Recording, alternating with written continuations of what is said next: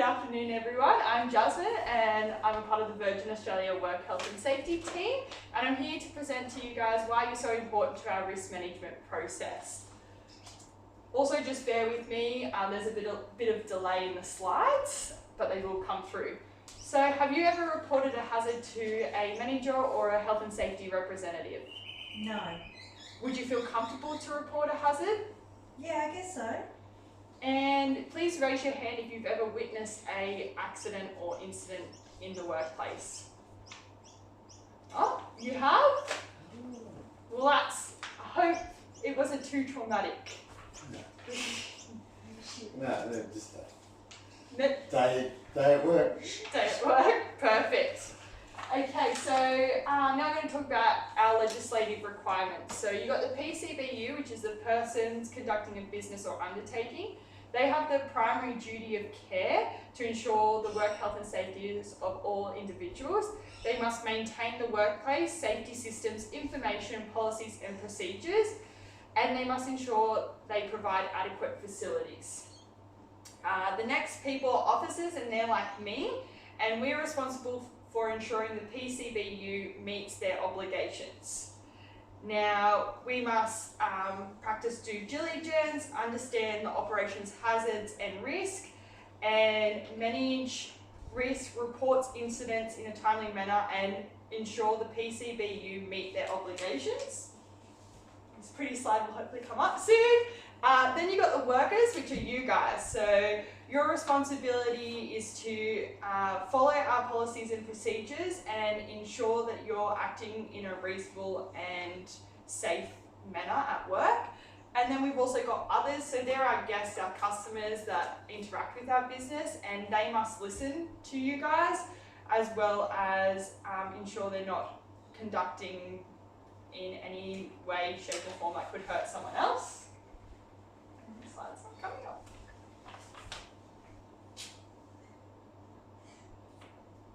I'm just going to wait for the slide to come up so you guys can see it.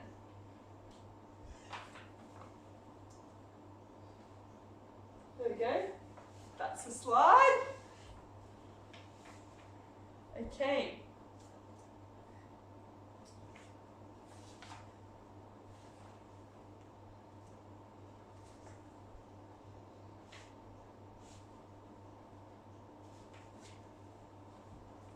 I really want you guys to see the next slide. Perfect, here we go. So I just want to give you a bit of an idea of a risk management process.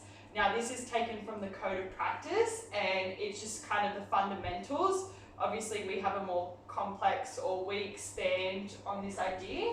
So the main features of a risk management process is that you identify hazards, you assess the risk, you then control the risk, and then you review all your control measures.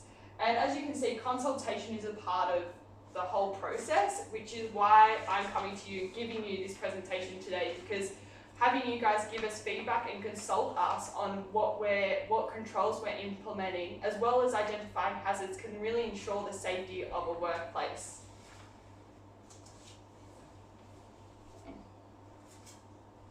So, I've now got the Virgin structure when it comes through, and you'll be able to see we've got the CEO at the top, followed by the Chief Operations Officer, all the way down to our guest service team, which is you guys, and then you've got the Chief Legal Officer, and then there's a few corporate risk teams that are involved. So this is kind of all the people that are involved in the work health and safety process at Virgin.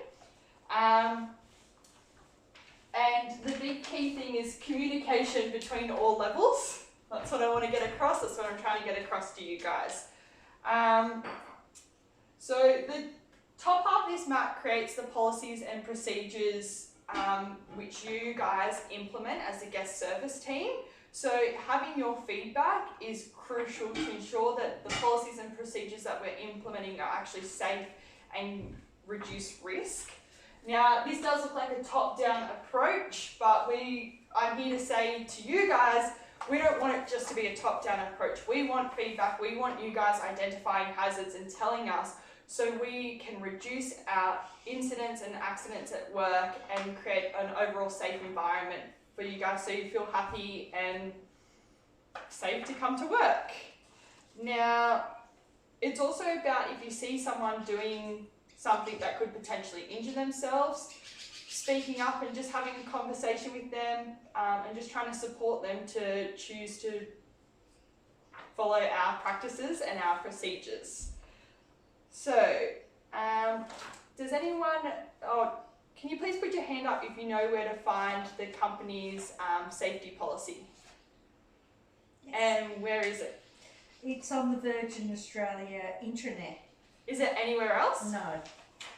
It actually is. So when you walk into the office, there on our bulletin board, we always have our safety policy put up on a poster there, so you can also see it there in person.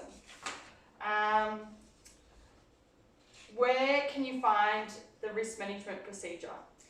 Oh, I'm not too sure.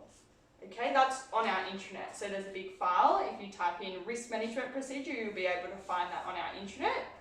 And just in case you wanted to do a little bit of further reading, do you know any external documents that might tell you a bit more about the risk management process? Nope. Okay, so there are some external documents that you may want to refer to if you, if you want to get an external perspective, and that could be the codes of practice, could be even the Act or the regulations, but obviously that's if you want to do a little bit of extra reading. Okay. Also, I want to let you know about your health and safety representatives. So these are your co-workers that have nominated or been selected to represent you as the guest service team. Now, don't think just because you're not a part of this group that you can't report a hazard. These guys are just here in case you don't feel comfortable going to a manager, you can go to these representatives. But we hope that you're all comfortable to go to a manager and speak up. Now, who are your health and safety representatives? Hayden Taylor and Rebecca Smith. Great. And we actually have a whole bunch more. We have Amanda Cole, we have Logan Taylor, and there's probably another 10, but I just can't remember off the top of my head. Again, that is on the bulletin as you walk in through the office, or you can find that information via the Virgin intranet. So please feel free to go on there. You can see their faces so you know who they are. You can find their email address just in case you want to contact them. Okay, now, so here's some statistics. Guest service injuries. So this is related to you guys and your work environment. And it comes up.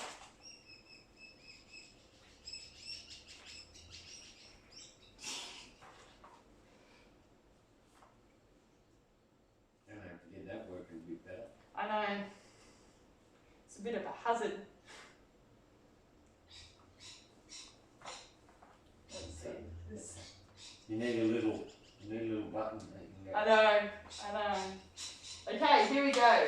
So, I guess service injury statistics. So 46% of them are from trips, slips and falls.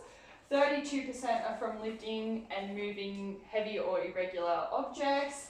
13 are overuse and 9% are just other injuries.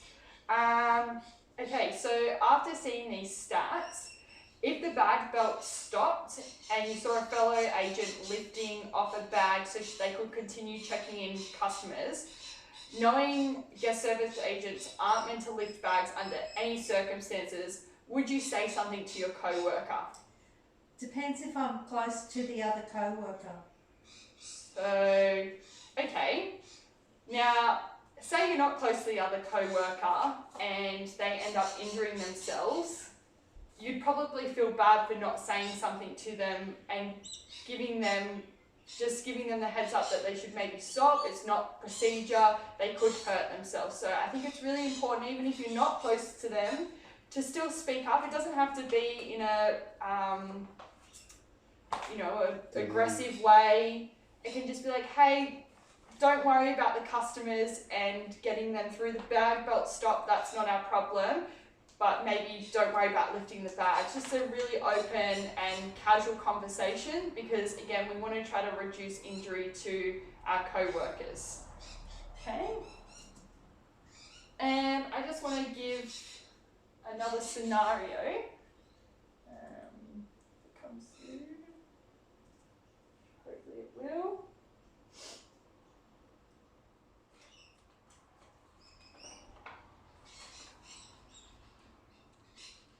Okay, I'll read it off my sheet and then you'll see it pop up shortly. So you come into the office and you go to use a hand sanitizer at the entry, but it's empty.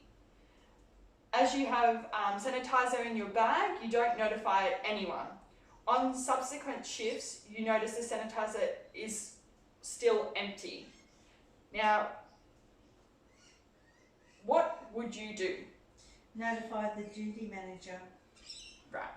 And is there anything you could have done earlier, or this person could have done earlier? No. Okay. Well, you should notify your manager on that first instance. Even though she came, or this person came in and they had hand sanitizer in their bag, but there was no hand sanitizer on entry, they should notify the duty manager straight away, because especially because of the times now with COVID, it's really important that we have hand sanitizer, and not everyone may carry it in their bag. So it's really important, if you notice something as simple as that, it's a potential hazard, you need to notify a manager. Say that person did notify the duty manager and the problem doesn't get fixed, who would you go to? Airport manager or airport assistant manager. Great. And who else do you think it would be important to notify? Health and safety representative. Yeah, perfect. It would be good to notify them because they're your co-workers, so at their meetings they can bring it up if it's a reoccurring issue, and then we can look at our processes involved and make sure that we're doing everything right on our end to ensure the safety of you guys. Okay. Yeah. Let's see if this will come through. Okay. So this is kind of our conclusion of the presentation. I just want to ask, do you feel more comfortable to report a hazard? Yes. Yeah. Okay then, what are some hazards in this room? Christmas tree. Christmas tree. Why? Oh, it's trip hazards. Trip hazards. Electrocution. Electrocution. This is Perfect. Perfect. No, that's right. And who would you report those hazards to? Nagi, the boss. Duty manager or airport managers. Perfect. That's my answer. That's what I would want. Okay. And we're all done. So thank you for coming. I've included a feedback form, so if you could just fill that out for me so I can update the presentation and work on my presenting skills and stuff, that would be great.